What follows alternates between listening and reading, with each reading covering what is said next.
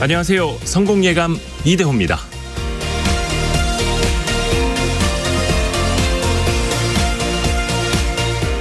70%의 자리에 가라. 자기의 능력이 100이라면 70 정도의 역량을 요구하는 자리에 가야 적당하다. 만일 70을 가진 능력으로 100의 역량을 요구하는 자리에 가면 부족한 30을 함량 미달로 채우거나 권유로 채우거나 거짓으로 채울 수밖에 없다. 고 신영복 교수의 마지막 강의 담론에 실린 글입니다. 그런데 신영복 교수의 가르침과는 달리 저 이대호는 70 정도의 역량으로 능력치 100 이상을 요하는 자리에 앉게 됐습니다. 제 아무리 다양한 경제 분야를 취재해왔어도 공영방송의 간판 경제 프로그램 MC 자리는 제 능력치로 채우기에는 너무나 큰 그릇입니다. 해서 한 가지 약속드리고자 합니다. 저의 부족한 부분을 함량 미달로 채우거나 권유로 채우거나 거짓으로 채우는 일이 없도록 하겠습니다. 부족한 만큼 더 경청하고 배우고 노력하겠습니다. 모르는 걸 부끄러워하지 않고 좋은 질문으로 해답을 얻겠습니다. 안다고 으스대지 않고 한 번 더 물어가며 배우겠습니다. 청취자 여러분을 가르치려 하지 않고 잘 알려드리려 노력하겠습니다. 여러분을 이끌어가려 하지 않고 여러분이 저와 함께 성장하실 수 있도록 노력하겠습니다. 3월 27일 월요일 성공예감 새롭게 출발합니다.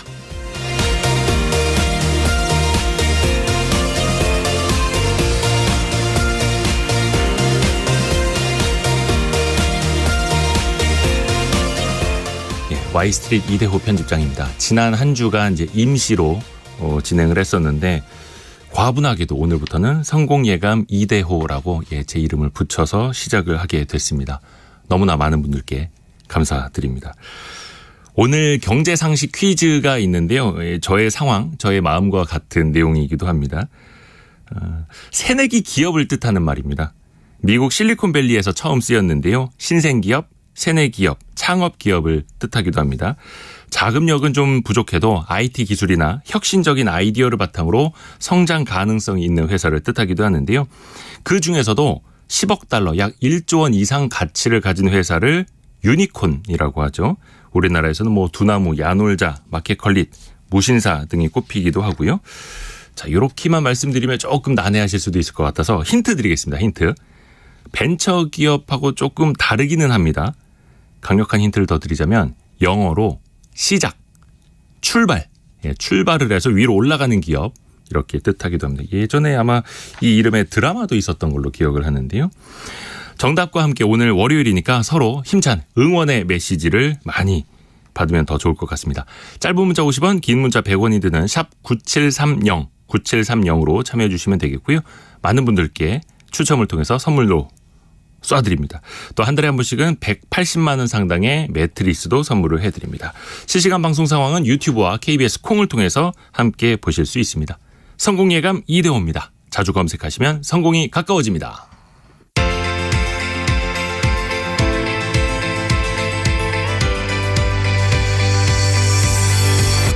KBS 1라디오 성공예감 이대호입니다. 와, 굉장히 빠르시네요. 벌써 문자를 7658님이 조선의 4번 기자 이대호 기자님 화이팅입니다. 4번 타자는 아니고 4번 기자. 아유, 고맙습니다. 그리고 조정현 님이 오늘부터 정식 1일인가요? 예, 그렇습니다. 오늘부터 1일입니다. 되게 뭔가 설레는데 꽃도 피우고요. 고맙습니다. 오늘의 경제뉴스 출발해볼까요? 해담경제연구소 어예진 소장 그리고 파이낸셜 뉴스 이환주 기자 함께합니다. 안녕하세요. 네, 안녕하세요.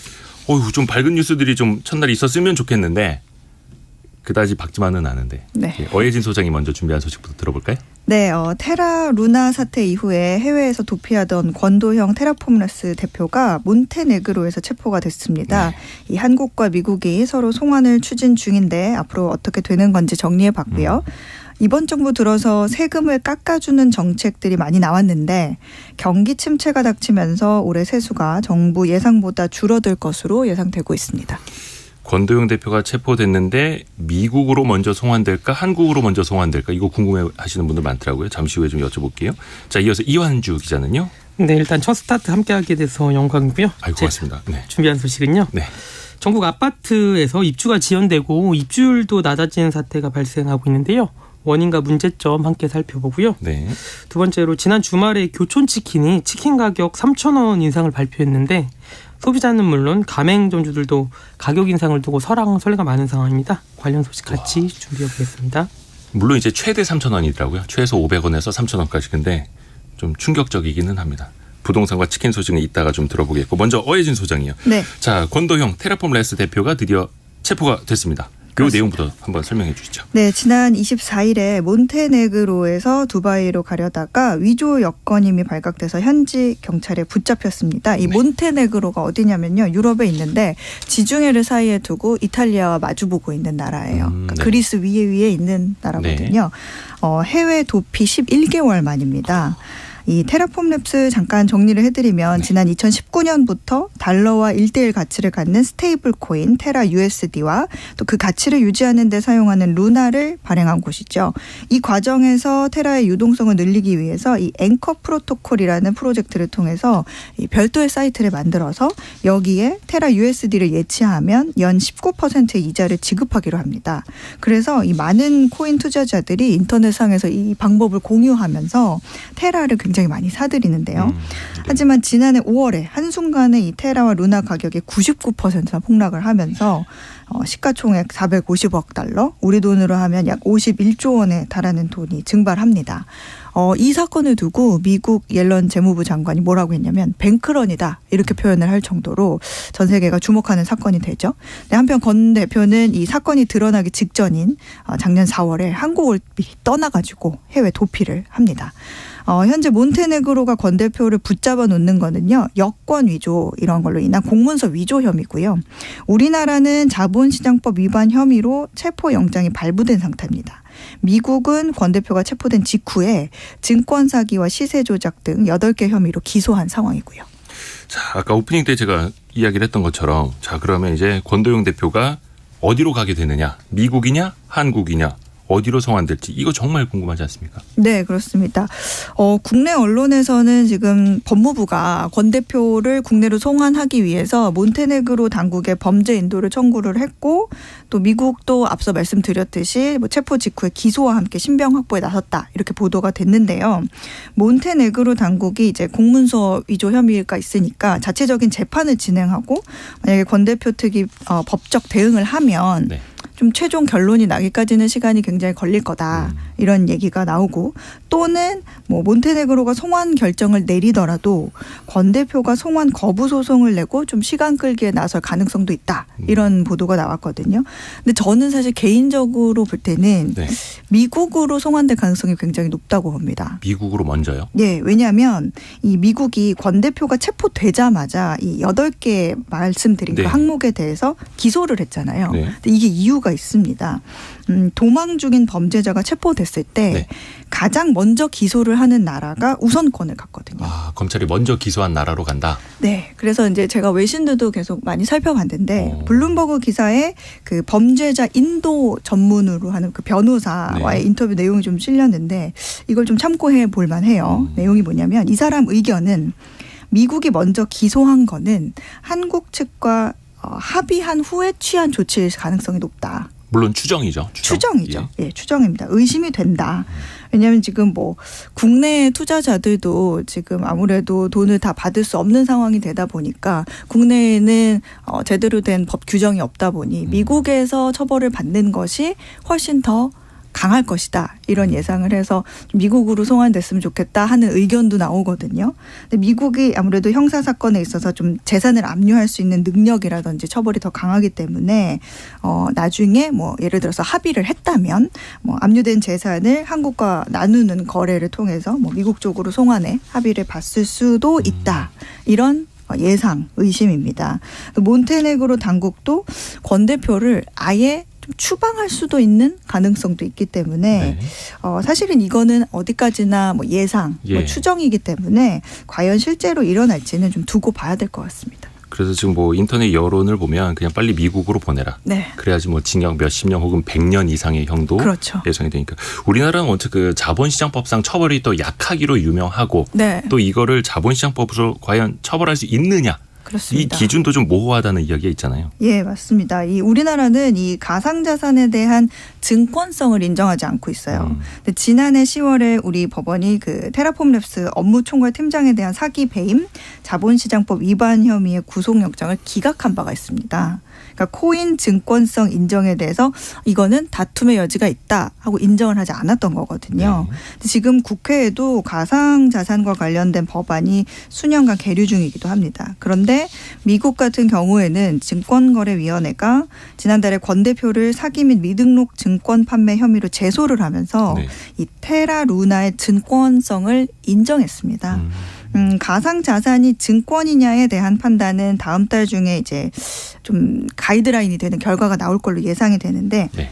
그게 뭐냐면 미국 증권거래위원회와 가상자산 리플의 소송 결과가 나오거든요. 네. 근데 이게 2년 전에 증권거래위원회 SEC가 가상자산 리플을 미등록 증권 판매 혐의로 고소를 했고요. 네.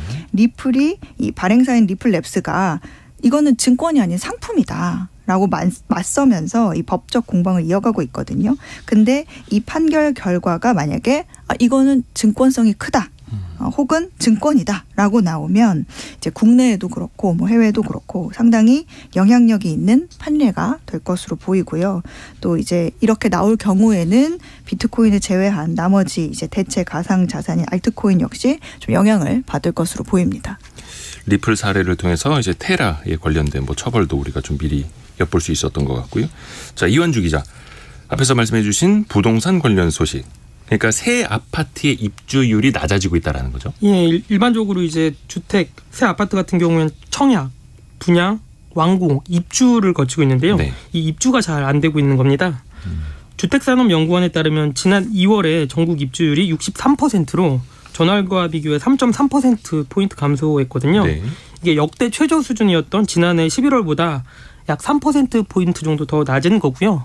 그리고 1월과 2개월 이렇게 연속해서 60%대였던 것도 이번이 처음입니다.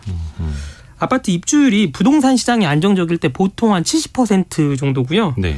과열 기미를 보이면 한 80%로 오릅니다. 네. 그리고 이제 침체 때에는 이례적으로 한 60% 정도로 떨어지는 거고요. 그게 지금이고. 예, 맞습니다.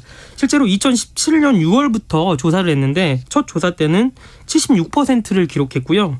2년 동안 대체로 70%대를 유지를 했습니다. 하지만 이제 집값이 본격적으로 오르기 시작한 2020년 5월부터 입주율이 80%대를 돌파를 했고요. 2021년 2월 정점이었는데 지역에 따라 90%를 넘기기도 했습니다. 네. 하지만 이제 기준금리가 오르기 시작한 지난해 7월부터 입주율이 낮아지다 지난해 처음으로 11월에 60%대에 진입을 했고 1, 2월 연속 60%를 기록 중입니다. 잠깐 그 기준금리 이야기를 좀 해주셨고 이렇게 새 아파트 입주율이 떨어진 또 다른 뭐 배경 이유는 어떻게 볼 수 있나요? 예, 일단 가장 큰 원인은 기존 주택 거래 시장의 침체 때문인데요. 기존 집을 못 파니까. 예, 맞습니다. 새 아파트에 들어가려면 살고 있던 집을 팔거나 아니면 그쵸. 전세에 살던 분은 새 입주자를 찾아야 되는데 그렇죠. 거래 자체가 안 되면서 새 아파트로 입주를 못하게 되는 건데요. 네. 건설사 입장에서도 입주 시기에 맞춰서 이제 중도금 받다가 한 20% 정도 잔금을 받거든요. 네네. 그렇죠. 이 잔금을 못 받게 되니까 건설사는 한 2개월 정도 유예 기간을 둔 다음에 입주 예정자한테 이게 지연됐으니까 한 은행 연체 이자 수준의 그 이자를 청구를 하게 됩니다. 그렇죠. 예비 입주자한테. 이제 입주 지연 같은 경우에 지역별로 보면은 수도권보다는 당연히 비수도권이 더 심각했고요. 이제 다행스러운 점은 정부가 이제 각종 규제 완화 정책을 발표하면서 네. 3월에 입주 전망 지수는 2월보다는 나아질 것으로 전망이 됩니다. 일단 3월 입주 전망 지수 자체는 그래도 2월보다는 나아질 수 있다. 근데 이제 일반 그 민간 분양 아파트뿐만이 아니라 공공 임대주택까지도 이게 입주율이 좀 문제가 되고 있나요? 예, 맞습니다. 이제 김학용 국민의힘 의원실이 자료를 이제 조사를 했는데요. 네. LH 공공주택이 전국 19곳 5,400여 가구에서 입주가 지연되고 있습니다. 이제 새 아파트 입주 지연이 예비 입주자들의 자금 문제 때문이었다면 네. 공공임대 아파트들은 이제 건설사들이 입주 예정 아파트의 공사를 마무리 짓지 못한 이유가 큰데요. 아파트를 다 완공하지 못해서. 예, 맞습니다. 그 왜 그런가 하면은 원자재 가격 인상 등으로 아파트 공사가 제대로 끝나지 않았고 화물연대 파업 등으로 이제 자재 수급이 제대로 안 된 건데요. 예를 들어서 경남의 한 단지는 자재 수급이 안 되면서 공사 기간이 3개월 늘어났고요. 네. 서울 수서 역세권 단지도 문화재 발굴 조사와 자재 수급으로 5개월이 미뤄졌습니다. 네. 그다음에 제주 같은 경우에는 태풍이 있었는데 태풍 영향으로 올해 6월에서 내년 3월까지로 2차례나 입주 시기가 미뤄진 경우도 있고요. 네. 예비 입주자들 같은 경우에는 입주 예정 시기에 맞춰서 기존 임대차 계약 정리하고요. 이사 시기 보고 자녀 전학 등을 계획해뒀을 텐데 이로 인한 피해가 클 것으로 보이고요. 특히 이제 공공 임대주택 같은 경우에는 무주택인 상황에서 주거가 불안정한데 입주가 지연되면서 이에 따른 피해가 예상됩니다. 이제 가장 큰 문제는 공공 분양 말고 이제 공공 임대의 경우 입주 지연이 발생하더라도 예비 입주자는 보상책을 받을 수가 없습니다. 법의 허점 때문인데요. 네네네. 공공임대는 표준 임대차 계약서에서 입주 지연이 발생해도 보상 규정이 없기 때문입니다. 이제 이걸 알아차리고 LH 측도 지체 보상금 지급 규정을 추가할 계획이라고 밝혔는데 이건 앞으로의 일이고요. 네네. 그래서 이제 정부 차원에서 공공주택 입주가 어려워진 주거 취약 계층에 대해서 이제 LH가 이미 가지고 있는 아파트를 뭐 임시적으로 공급해야 되는 거 아니냐, 특단의 조치가 필요하다 이런 지적이 나오고 있는 상황입니다. 아, 그러네요. 공공 임대주택 그 입주하시는 분들이 상대적으로 더 취약한 계층일 텐데 그분들을 위한 보상 규정은 현재까지는 없었다. 사각지대네요. 자, 다시 어이진 소장 네. 뉴스로 가볼까요? 이제 정부가 이제 세금을 걷어서 모은 돈, 그걸 이제 세수라고 네. 표현을 하는데 역시 경기가 좋지 않으면 여기에도 영향이 미치게 되겠죠. 세수가 많이 좀 부족한 상황이라고요. 네, 기획재정부가 밝힌 지난 1월 기준 세수 진도율이요 10.7%입니다. 네. 이게 무슨 말이냐면 정부가 올해 걷어야 할 세금 중에서 전체 세금 중에서 1월에 들어온 금액이 전체의 한 10분의 1 수준이라는 얘기입니다. 네. 올해 1월에만 거친 국세 수입이 총 43조 원이거든요.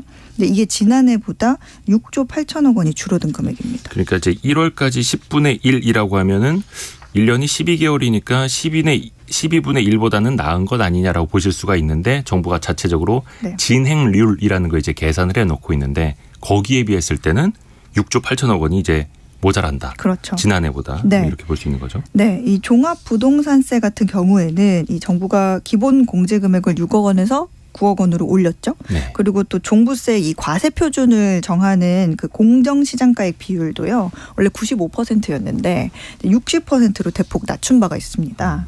근데 게다가 올해 공동주택 공시 가격이 18% 정도 또 하락을 하면서 당초 예상했던 올해 종부세 세수 전망치가 5조 7천억 원이었는데 이거보다 2조 5천억 원가량 덜 거칠 것으로 또 예상이 되고 있습니다. 네.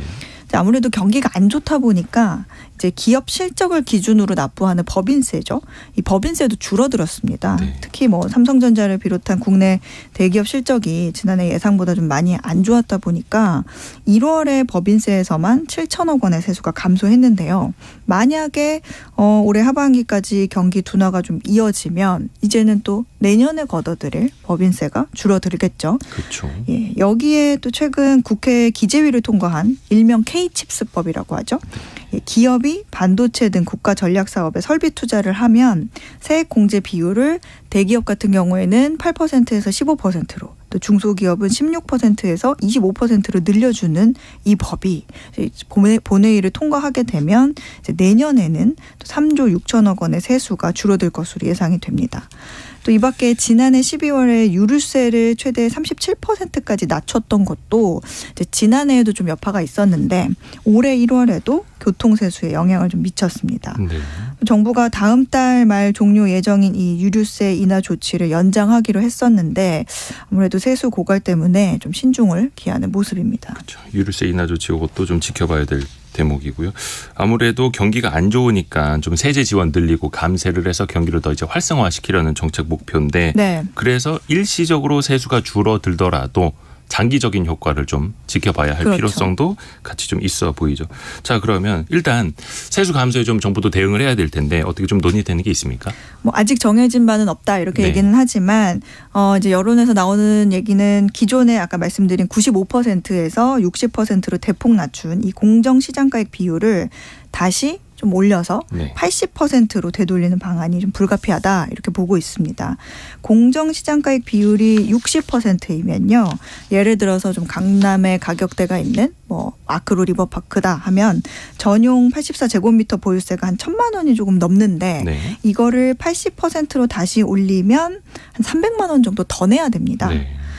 또 재정증권 뭐 국고채 발행 얘기도 나오거든요. 근데 이미 우리나라 산림 적자가 지난해 지금 100조 원에 달하고 또 국가 채무 규모가 1,000억 원을 넘어선 만큼 여기에서 또 빚을 내는 거는 좀 부담스럽다 이런 얘기가 또 나오고 있죠. 자, 이환주 기자가 준비한 치킨 이야기. 이거 주말 사이에 듣고 오르지 않은 치킨 프랜차이즈로 빨리 시켜 먹어야 되는 거 아니냐라는 고민도 들었는데 이거 진짜 그러다가 치킨 한 마리 진짜 3만 원 시대에 열리는 거 아닙니까 이거? 예, 일단 그 치킨 3만 원 논쟁이 딱 1년 전 작년 3월로 거슬러 올라갔는데요. 네. 그 BBQ 회장이 치킨도 3만 원은 받아야 한다라고 하면서 촉발이 됐습니다. 네. 당시에 뭐 삼겹살 1kg에 10만 원인데 치킨 1kg면은 뭐 한 3만 원 받아도 되는 거 아니냐 이 말 했다가 여론의 문매를 맞은 바 있고요. 네. 그리고 이번에 1년 만에 교촌 치킨이 3만 원 시대에 서막을 연 건데요. 엄밀히 말하면 이제 배달 치킨입니다. 네. 교촌 치킨은 다음 달 3일부터 소비자 가격을 3,000원 최대 인상한다고 밝혔고요. 뭐 신메뉴는 동결하는 경우도 있습니다. 네. 일단 가장 그 많이 팔리는 주력 메뉴인 교촌 오리지널이 19,000원으로 오르고요. 네. 허니콤보가 23,000원으로 오릅니다. 최근에 배달비가 한 5,000원, 6,000원 넘는 경우도 있어서 이 배달료에다가 조금만 추가하면 한 3만 원 시대 되는 거고요. 교촌 본사 같은 경우에는 2014년 이후에 10년 동안 주요 원자재 가맹점 납품가를 동결해 왔었고 그다음에 이제 가격 인상의 이유로 생닭과 재료비 인상, 공공요금 인상 등에 따라 최근 영업이익이 급감하면서 불가피하게 치킨 가격을 올릴 수밖에 없다 이렇게 설명을 했고요. 실제로 교촌 F&B 영업이익 살펴봤더니 네. 지난해 28억 원을 기록했는데 바로 1년 전에는 280억 원 기록했거든요. 한 1년 사이에 영업이익이 10분의 1토막이 난 겁니다. 일단 좀 관점의 차이일 수는 있어 보입니다. 23,000원도 2만 원대 초반이다 이렇게 볼 수도 있고 여기다 배달비 이것저것 포함하면은 3만 원에 근접한다 이렇게 관점의 차이가 좀 있을 수 있을 것 같고 일단 교촌 F&B의 영업이익은 10분의 1토막이 낮다. 이거 이제 데이터로 나오는 거고요. 자, 그러면 여기서 이제 기계적으로 우리가 치킨 원가 따져보게 되지 않습니까? 예, 맞습니다. 한국육회협회에 따르면 일단 프랜차이즈들이 주로 사용하는 닭이 9에서 10호 생계 1kg당 3,190원에 거래가 되고 있습니다. 네. 생계를 도축해서 이제 가맹점에 넘기는데 생계를 도축한 도개 시대가 1kg당 5,400원 정도고요. 최근 10년 사이에 이 생닭 가격이 최고 수준이라는 게 업계 설명입니다. 여기에 국제 곡물 가격 인상에 사료값이 급등하면서 닭고기 가격도 비싸진 건데요. 이제 도축된 닭은 프랜차이즈 본사에서 일단 물류창고로 한번 모이고요. 가맹점으로 이동하게 되는데요. 이 과정에서 인건비, 차량비는 물론 보관 이동 비용이 발생을 합니다. 또 생닭을 염지하고 각종 부재료 가격도 포함이 되는데요. 튀김가루, 기름, 소스, 포장지 등이 있고요. 여기에 더해서 가맹점주의 인건비, 임대료 등이 모두 포함된 가격이 이제 치킨 가격이 될 텐데요. 이 모든 비용을 다 합해서 소비자들에게 배달될 때까지 치킨의 최종 원가가 얼마인지는 확실하진 않은데요. 네. 다만 치킨 회사의 영업이익률이 한 20% 정도, 가맹점의 이익률이 10% 정도로 보면 가맹점주들은 한 2만 원짜리 치킨 만들기 위해서 한 1만 8천 원 정도 들지 않을까 이렇게 네. 추정은 가능합니다. 좀 바람이 있다면 개인적인 바람이 있다면 앞에서 이제 9호에서 10호 생계 1kg당 가격이 3,190원이라고 말씀해 주셨는데 요즘 그 치킨 보면 닭이 너무 쇼다리예요. 그러니까 뭐 7호 막 이런 거 있잖아요. 작은 닭 쓰지 말고 어차피 가격 올릴 거면 좀 9호, 10호 롱다리 닭을 좀 잡아달라 이거죠. 어차피 올릴 가격이라면. 당연히 소비자들 반응은 좀 냉랭할 거고 가맹점주들의 반응까지 좀 살펴볼까요? 예, 일단 소비자 민심 살펴봤는데 방금 말씀하신 대로 치킨 가격 인상 너무한다라는 의견이 주로고요. 근데 이제 대체제로 떠오른 뭐 다른 프랜차이즈 시키면 되는 거 아니냐 네. 이런 반응도 있습니다. 근데 이제 가맹점주 사이에서도 갑론을박이 벌어지고 있는데요. 최근 서울 야간 택시 요금이 오르고 손님이 줄어든 것처럼 가격 올렸는데 매출 줄어드는 거 아니야? 이렇게 교촌 가맹점주들이 우려를 하고 있습니다. 그래서 한 교촌치킨 가맹점주는 인터넷 커뮤니티에 교촌치킨 권리금이 현재 1억인데 이거보다 떨어지는 거 아니야? 이거 무리수 아니야? 이렇게 글을 올린 경우도 있고요. 아하. 반면 가격 인상이 타당하다라는 의견도 있는데 본사의 건대는 물품 대금만 한 50%에 달하는데 가격 올릴 때가 됐다라는 의견이 있고요. 교촌이 욕먹을 각오하고 점주들과 상생하겠다는 거 아니냐 이렇게 말하는 가맹점주분도 있었습니다. 항상 교촌이 가장 먼저 가격 인상을 발표해 왔죠. 그리고 이제 다른 프랜차이즈 업체들이 줄줄이 이제 따라서 올리는 수순으로 가는데 아마 이번에도 그럴 것 같고요. 다만 그 가격 저항선이라고 볼 수 있는 임계치 과연 다다랐을까? 이건 조금 더 지켜봐야겠네요. 해담경제연구소 어예진 소장과 파이낸셜 뉴스의 이환주 기자였습니다. 두 분 고생 많으셨습니다. 고맙습니다. 네, 감사합니다.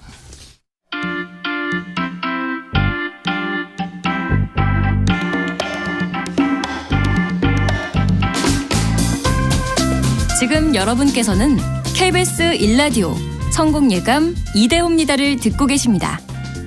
참여해주신 여러분께는 추첨을 통해 판촉물 전문 그룹 기프코에서 텀블러 세트를, 아름다운 식탁 창조 주비푸드에서 자연에서 갈아 만든 생와사비를, 쉽고 빠른 판촉물 제작 시너지 기프트에서 LED 튜브 스탠드를, 80년 전통 미국 프리미엄 브랜드 레스토닉 침대에서 아르망디 매트리스를, 그리고 성공예감에서 정성스럽게 준비한 커피 쿠폰을 보내드립니다.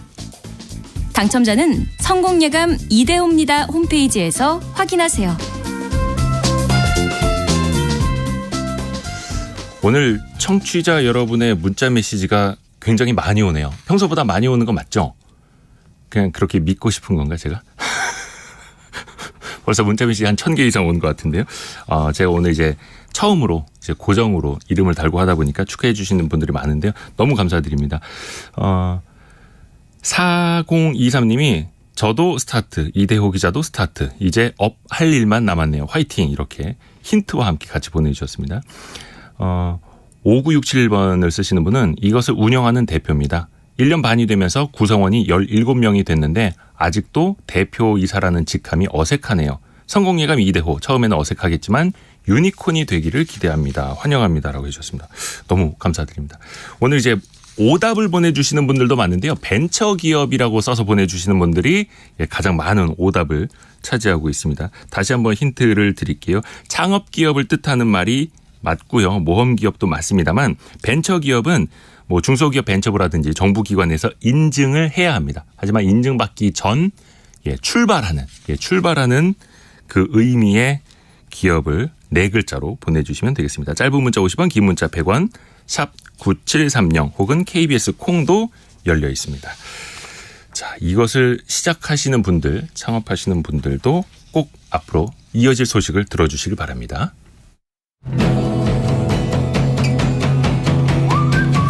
오늘의 움직임에 주목하고 세상의 흐름을 놓치지 않습니다. 여러분의 내일을 응원하며 성공의 열쇠를 함께 찾아갑니다. 성공예감 이대호입니다. 자, 자영업자는 본인이 스스로 노후를 챙겨야 하죠. 혹시라도 폐업을 하게 되면은 노후는커녕 다시 일어날 힘도 사라질 수가 있어서 그런데요. 그래서 이분들을 위한 노란 우산 공제가 있습니다. 근데 우리가 이거 참 많이 들어봤는데 과연 제대로 알고 있을까? 저부터도 좀 그렇고요. 어떤 상품인지 정리를 해보겠습니다. 슬기로운 세무생활 누리 세무그룹 김철훈 세무사 함께합니다. 어서 오세요. 안녕하세요. 아이고 안녕하세요. 오늘 이제 그 퀴즈 정답, 오답도 그렇고 뭐 벤처기업 혹은 자영업자 또 이 땡땡땡업 이거 하시는 분들. 네. 근데 이게 사실 누란이란다. 누런 이러면 안 되고 노란 우산 공제. 이거 사실 누구나 다 가입할 수 있는 겁니까, 그러면? 일반적으로 사장님이라면 대부분 다 가입을 하실 수가 있습니다. 사장님이라면? 예. 이제 사장님의 퇴직금인 노란 우산 공제는요. 네. 이제 사업을 하면서 차곡차곡 적금처럼 넣어뒀다가 이제 사업을 폐업을 한다거나 그만뒀을 때 이제 퇴직금처럼 받을 수 있는 게 이제 노란 우산 공제라는 상품이에요. 네. 근데 이제 뭐 노란우산 공제는 소기업이나 이렇게 규모가 작은 소상공인 같은 경우는 뭐 개인 사업자나 네. 법인 사업자는 다 가입을 할 수가 있는데 이제 업종에서 제한이 조금 있습니다. 업종. 예. 유흥주점이라든지 단란주점, 뭐 무도장, 도박장 아니면 의료업이 아닌 안마의 같은 경우는 가입 자체가 안 되고요. 네. 그리고 부동산 임대업의 경우라면 가입은 가능하지만 소득공제 혜택은 없어졌습니다. 부동산 임대업은 가입은 되는데 소득공제 혜택이 없다. 네. 자, 그러면 사업자 등록이 되어 있지 않은 예를 들어서 프리랜서분들, 네. 뭐 강사라든지 작가 이런 분들은 그러면 이렇게 가입할 수 있는 겁니까? 네, 사업자 등록증이 없다고 하더라도 이런 무등록 소상공인 같은 경우도 가입은 가능하세요. 네. 사업소득 원천징수 영수증이라고 본인이 보수를 받을 때 3.3%를 떼고 예. 받은 인적 용역 제공자 같은 경우라도 가입이 가능한데 이러한 서류를 제출하면 가입을 할 수가 있습니다. 근데 이렇게 프리랜서로 가입을 해서 이제 적금처럼 내고 계시던 분들도 나중에 취업을 하게 되면은 이제 노란우산공제는 납부는 계속하면서 저축 같은 용도로 계속 유지는 할 수는 있긴 합니다. 근데 이제 노란우산 공제를 사장님들이 가입을 했다가 만약에 이제 폐업을 하게 되면 그때 이제 신청을 해서 받는 것 아니겠습니까? 예, 맞습니다. 근데 이제 프리랜서 분들은 이게 폐업이라고 하기가 조금 기준이 조금 애매모호하지 않나요? 그렇죠. 이제 예. 프리랜서 분들 같은 경우는 사업자 등록 안 내고 네. 하기 때문에 노란운세 공제 돈을 받을 사유인 폐업은 적용하기가 조금 어려워요. 네. 이러한 경우라면은 일단 먼저 노란운산 공제에 가입을 하고 나서 그 다음에라도 사업자 등록을 하면은 폐업을 하면은 공제금을 받을 수가 있습니다. 이제 그게 아니라고 한다면은 이제 노령 60세 넘을 때까지 기다려야 되는데 이게 유지가 가능한지 따져봐야 되고요. 그렇지 않고 중도에 만약에 해약을 하게 된다면 가입 기간에 따라서 이제 해지 환급금이라는 게 발생을 하고요. 네. 납부 횟수가 만약에 7번이 안 될 경우라면은 원금만큼도 못 받을 수 있으니까 주의해야 합니다. 아, 해지하게 되면은. 자, 그리고 또 반대로 개인 사업체도 있고 법인 사업자도 뭐 하나 둘 셋 이렇게 여러 개 갖고 계신 분들이 있거든요. 그런 분들은 중복해서 가입할 수도 있는 거예요? 질문이 많이 들어오는 건데요. 여러 네. 사업체를 가지고 있는 대표님 같은 경우는 네. 한 사람당 하나의 가입만 가능하기 때문에 업체별로 다 가입을 할 수 없고 하나의 사업체를 선택을 해서 가입을 해야 됩니다. 그리고 나서도 이제 선택한 사업체는 임의로 나중에 변경을 할 수가 없어요. 그래서 처음에 가입을 할 때 신중하게 가입을 해야 되고요. 일반적으로 법인이랑 개인이랑 이렇게 사업을 두 개를 가지고 계신 분이라고 한다면 뭐 갑작스러운 상황이 생겨서 노란우산 공제 폐업을 해야 한다면 개인 사업자 쪽이 폐업을 하기 훨씬 수월합니다. 그래서 그렇기 때문에 개인 쪽으로 가입을 하는 거를 추천을 드립니다. 예를 들어서 법인 2개를 운영하고 있고 네. 개인 사업자 하나를 운영하고 있다 그러면 법인으로 할 거면 조금 더 좀 간당간당한 네. 위험할 수 있는 법인으로 가입을 하는 게 낫고 네, 근데 맞습니다. 나중에 내가 이제 돈을 받을 때를 감안을 하면 개인 사업자로 가입을 하는 게 더 유리하다. 훨씬 유리하다. 행정적으로 네. 편리하다. 맞습니다. 예. 아, 네. 그러면 좀 그 혜택 같은 것도 좀 우리가 살펴봐야 될 텐데 노란우산 공제 여기 가입을 하면 네. 일단은 내는 돈이 있어야 나중에 받을 수 있는 것 아닙니까? 맞습니다. 보통 이제 한 달에 적금처럼. 얼마씩을 내야 되죠? 적금처럼 이제 본인이 선택에 의해서 가입을 네. 할 수가 있고요. 5만 원서부터 100만 원까지 10,000원 단위로 결정을 해서 가입을 할 수가 있어요. 이건 그냥 자율이에요? 네, 자율로 선택을 할 수가 있습니다. 근데 납부하다가 이제 납부 금액이 좀 적다 싶으면 늘릴 수도 있고요. 또 많다 싶으면 다시 줄일 수도 있는 변경은 언제든지 가능하고요. 아. 횟수도 뭐 제한 없이 계속해서 변경 가능합니다. 네. 대신에 이제 납부 금액을 늘리는 거는 언제든지 가능한데 납부 금액을 줄이는 건 최소 3번 이상 납부를 한 다음부터 네. 신청을 할 수가 있습니다. 이거를 본인이 금액도 조절할 수 있고 그때그때 달리 납부할 수도 있고 네. 굉장히 좀 유연하네요. 자, 근데 중요한 거는 노란우산 공제에 이제 가입을 하고 적금처럼 매달 이제 납부를 하게 되면 그 금액을 이제 소득에서 공제해 준다라는 거잖아요. 네. 얼마나 혜택 볼 수 있습니까? 노란우산 공제의 가장 큰 혜택이 바로 소득공제인데요. 네. 뭐 최저 200만 원서부터 500만 원까지 소득공제 한도가 네. 정해져 있습니다. 구간별로. 네. 근데 이건 소득공제이다 보니까 여기에 추가적으로 세율을 곱해야 내 직접적인 혜택을 받는 금액이 나오는데 그렇죠. 이 금액은 한 33만 원에서 115만 원 정도입니다. 자영업자 같은 경우는 보통 1년에 한 번 5월 달에 세금을 내게 되는데요. 네네네. 이제 만약에 내가 3천만 원의 이익이 발생했다라고 한다면은 뭐 다른 공제가 없다 그러면은 내는 세금이 한 300만 원이 넘게 내야 돼요. 네. 이런 걸 이제 1년에 한 번씩 내다 보면은 한꺼번에 내니까는 한 번에 내니까 꽤 크게 느껴지거든요. 네. 하지만 이제 노란우산 공제에 가입을 했다고 하면 최대 500만 원 소득 공제가 되기 때문에 뭐 75만 원 정도의 세금 절약을 받을 수가 있고요. 이걸 만약에 내가 500만 원을 저축한 다음에 75만 원만큼의 혜택을 받는 이자를 받으려고 한다면은 금리는 한 15% 정도의 예금이라든지 아니면 28%가 되는 적금에 가입하는 거랑 같은 효과예요. 그래서 보통 사업자들은 이제 세금을 줄이려면 돈을 사용을 해서 소비를 해서 비용 처리를 해야 그쵸. 세금을 줄일 수 있는데 노란우산 공제 같은 경우는 이제 저축만 해도 이렇게 세금을 줄일 수가 있습니다. 이 정도면 소득공제 혜택이 좀 강력하다고 볼 수 있는 거죠. 네, 센 편이죠. 네. 오, 세네요. 그만큼 이제 정부에서 좀 많이 유도를 하기 위해서 공제 혜택을 이제 주는 건데 이제 반대로 물론 이제 나의 노후를 위해서 사장님들이 택하는 거기는 할 텐데 반대로 이게 이거 매월 내는 것도 좀 부담스럽고 네. 나중에 만약에 급전이 필요할 때는 또 이거 해지해야 되는 것 아니냐 생각하실 수 있거든요. 좀 어떤 방법이나 이점이 있습니까? 이제 공제금을 받으려면 내가 낸 네. 돈과 함께 받으려면은 사유가 정해져 있어요. 기본적으로 네.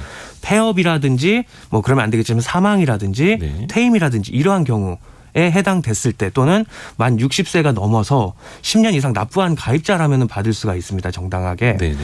이러한 경우가 아니라고 한다면은 본인이 냈던 원금 손실이라든지 아니면 그동안 혜택을 받았던 소득공제까지도 다시 토해내야 되는 상황이 있을 수 있기 때문에 네. 그래서 해지를 한다기보다는 이제 노란운상공제에서 제공하고 있는 혜택을 이용하는 방법이 있습니다. 크게 세 가지가 있는데 첫 번째가 이제 납부를 좀 미루는 납부 유예를 한다든지 두 번째로 아니면 금액이 많으니까 금액을 좀 줄이겠다. 네. 감액 신청을 한다든지 아니면은 이제 해약을 통해서 내가 해약을 하게 된다면 받을 돈 내에서도 또 다시 대출을 해줍니다. 그래서 참고로 대출 기간 한 1년 정도가 되고 지금 현재 대출 이자율은 한 3.8%이니까 현재 뭐 시중 금리보다도 싼 편입니다. 이게 혜택이 많은 만큼 혹여나 중간에 해지하게 되면 이게 분명히 페널티가 있을 텐데 맞습니다. 이거 세금 다시 그러면 반환해야 되는 거죠. 해지하게 되면. 그렇죠. 받았던 혜택은 다시 내야 되는 거고 2016년 1월 1일 이전에 가입하신 분들은 네. 이자 소득으로 15%를 떼고 그 후에는 뭐 한 4에서 6% 정도 소득세를 떼게 됩니다. 네. 이렇게 차이가 나는 이유는 이제 정부에서 노란우산공제 가입률을 높이고 중도에 해지하는 뭐 소기업 소사업자라든지 소상공인의 세부 부담 낮춰주기 위해서 2016년도 이후부터는 세금을 조정하게 됐습니다. 아, 그렇군요. 이게 아까 저기 소득공제 혜택 말씀해 줄 때 저 약간 헷갈려서 그런데 소득공제 혜택은 그러면 이거를 납부한 법인 대표자 개인에게 네. 주어지는 거죠. 개인에게 근로소득. 근로소득. 적용이 되는 거고요. 그렇죠. 7천만 원 기준으로 해서 받을 수 있는 분이 있고 이제 받지 못하는 분들도 계십니다. 그러니까 법인 대표자도 어차피 이제 월급을 받는 급여 생활자고 근로소득세를 내니까 예.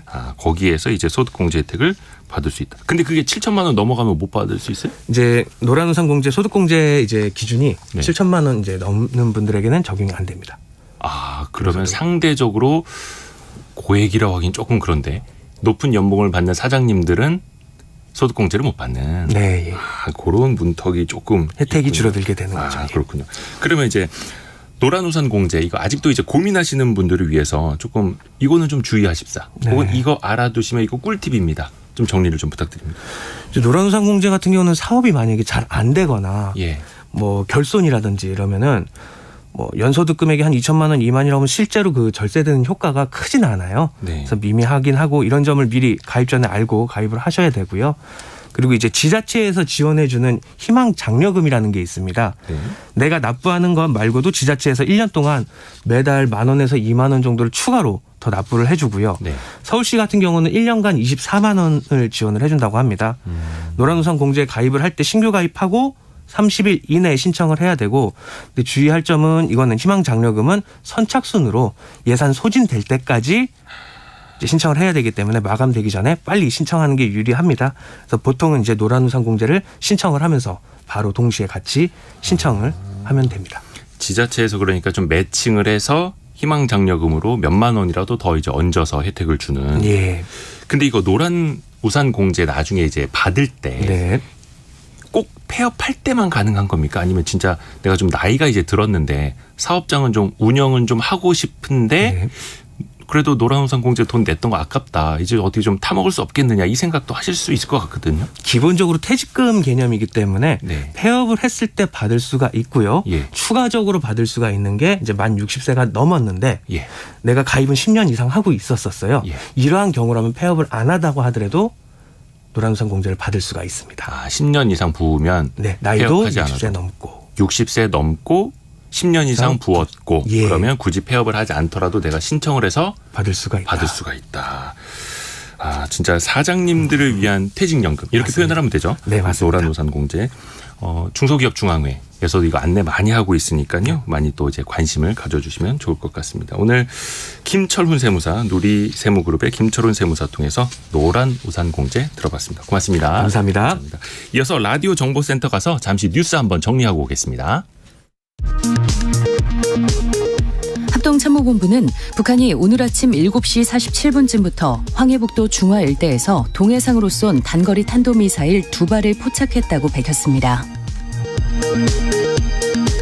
오늘 0시 기준 코로나19 신규 확진자는 4,204명, 위중증 환자는 153명, 신규 사망자는 3명으로 집계됐습니다. 일제 강제동원 피해자 4명이 일본 미쓰비시 중공업에 국내 자산을 압류해 현금화해달라는 소송을 추가로 제기했습니다. 금융감독원이 윤창현 국민의힘 의원실에 제출한 자료에 따르면 지난해 국내 금융회사의 내부 통제 부실로 인한 배임 횡령 등 금전사고 금액이 1,100억 원에 육박한 것으로 나타났습니다. 지금까지 라디오 정보센터 조진주였습니다. 사실 연금 관련된 거는 사실 들어도 어렵고 항상 들어도 처음 듣는 것 같고 조금 전에는 우리 자영업자, 법인 혹은 이제 개인 사업자 분들을 위한 퇴직금이죠. 노란 우산 공제에 대해서 알아봤고 이번에는 직장인의 퇴직연금을 한번 정리해 보려고 합니다. 자, 돈워리 투자 백서 연금 박사 상담센터 이영주 대표 함께합니다. 안녕하세요. 네, 안녕하십니까. 이영주입니다. 혹시 대표님은 저 노란 우산 공제? 네, 노란 우산 공제 가입하고 있습니다. 오. 네. 아, 저도 해야겠네요. 네, 이거는 소득공제 상품이기 때문에 일반 연금저축은 세액공제거든요. 예. 세액공제와 소득공제가 뭐냐면 세액공제는 소득의 차이가 크게 없이 돌려받는 금액이 큰 차이가 없어요. 그냥 세금으로 깎아주는 거 바로. 그렇죠. 바로 돌려주는 거니까. 근데 원래 이 연금저축도 옛날에는 소득공제였거든요. 2014년 이전까지는. 근데 이 소득공제가 소득이 많으신 분들에게는 훨씬 더 많은 혜택을 드리는 거죠. 소득에서 빼주기 때문에 세율이 높으신 분들은 똑같이 한 달 1년에 500만 원 납입을 해도 돌려받는 금액이 훨씬 크거든요. 그래서 이제 그게 좀 너무 부자들에게 많은 혜택을 준다. 그래가지고 연금저축은 세액공제로 바뀌었는데 노란우산 공제는 아직 소득공제 제도이기 때문에 소득이 많으신 분들에게 훨씬 유리한 제도입니다. 저도 이제 Y스트릿이 스타트업이어서 이거 가입을 해야겠네요. 네. 자, 이번에 이제 직장인분들을 위한 퇴직연금 이야기로 좀 넘어가 봐야 될 텐데 앞에서 말씀드린 것처럼 참 들어도 헷갈립니다. 이게 좀 종류 몇 가지부터 좀 정의를 좀 내려주시고 시작하시면 좋을 것 같아요. 이게 되게 어렵게 생각하시는데 퇴직연금 제도가 우리나라에 DB형, DC형, IRP 세 가지가 있습니다. 근데 이제 뭐 걱정하실 필요 없이 재직 중에는 DB형, DC형 중에 하나 선택하시면 되는 거고 그다음에 이제 퇴직 이후에는 IRP 계좌에 돈을 받아서 운용하는 것이기 때문에 그렇게 분류해서 보시면 될 것 같고요.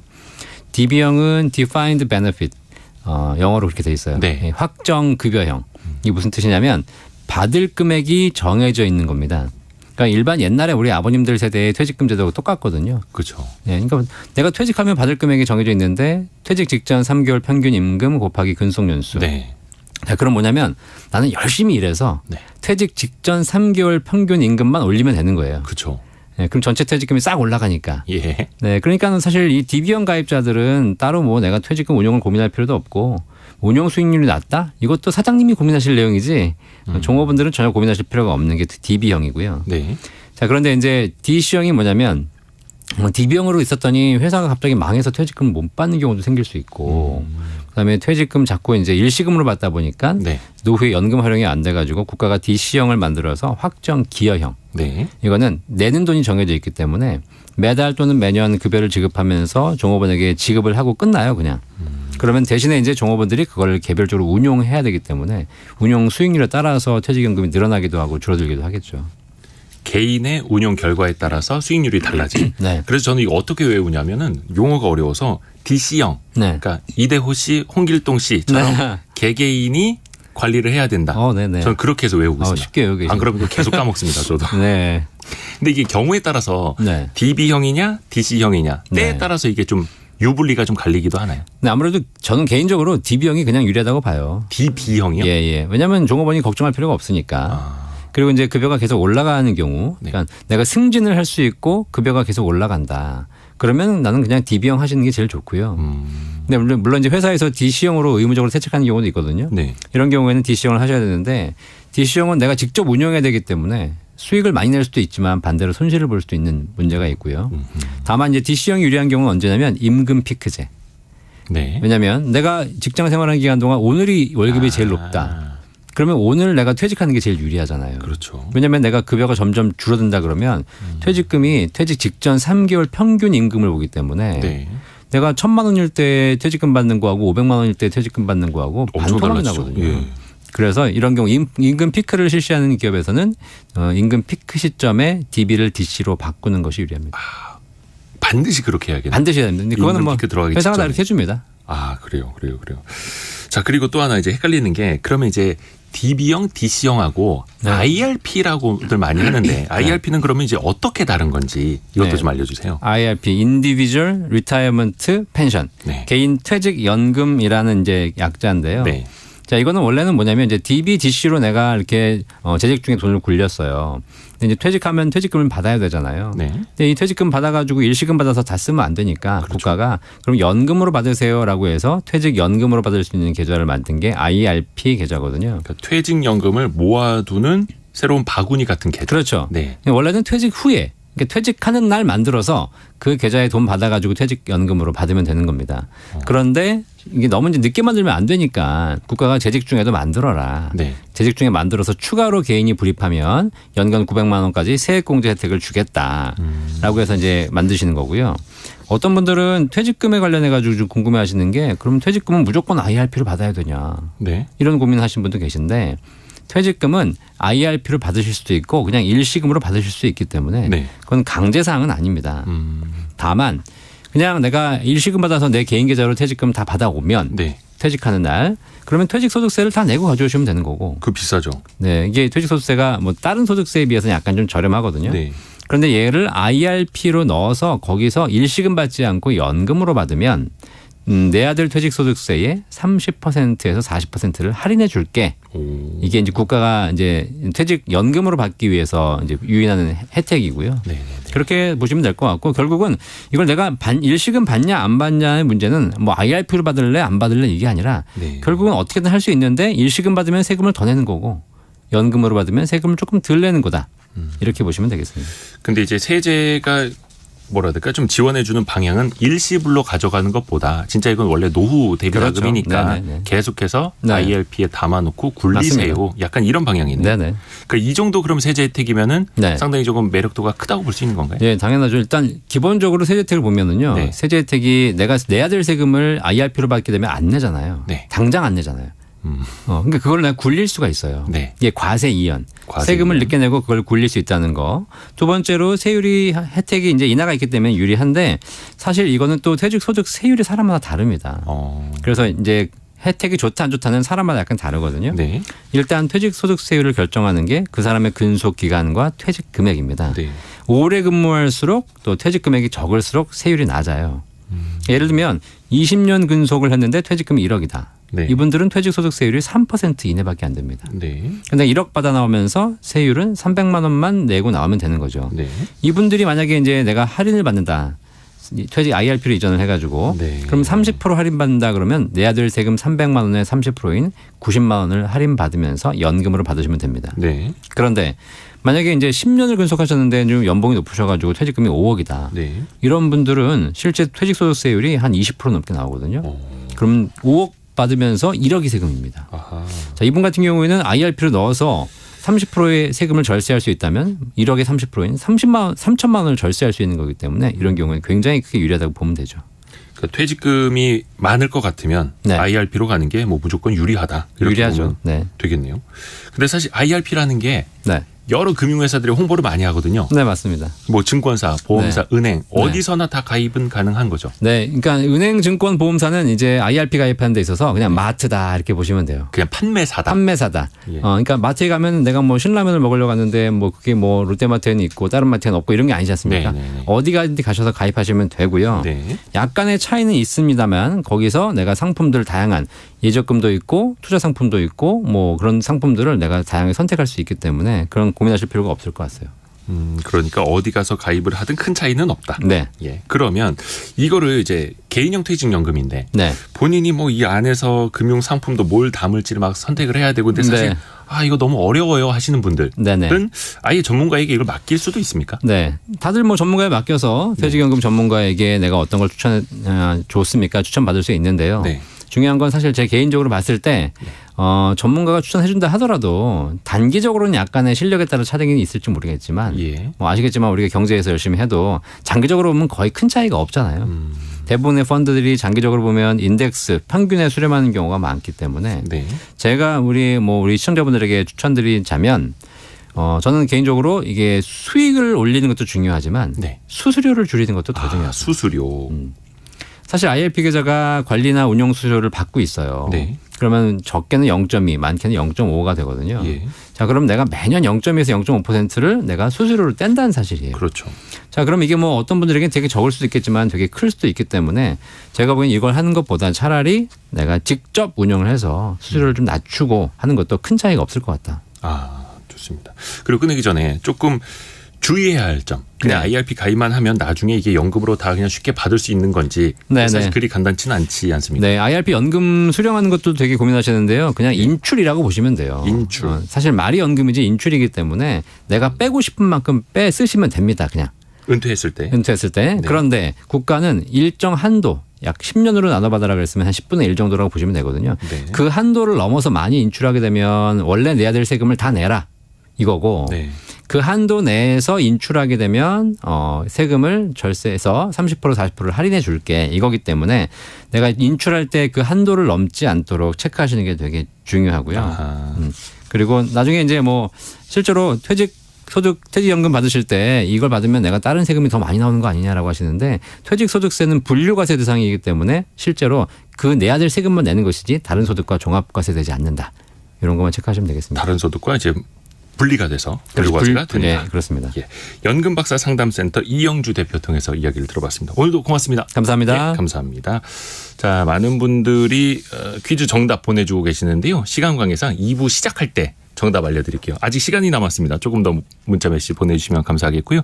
0330님이 금요일 날 성공예감 2대5입니다. 예언을 했는데 그 예언이 현실로 됐네요. 오늘 로또 복권 사야겠습니다. 라고 하셨습니다. 요즘에 로또 복권 1등, 2등이 많이 나온다고 합니다. 도전 한번 해보십시오. 저희 성공예감 2대5입니다. 잠시 후 2부에서 계속 돌아오겠습니다.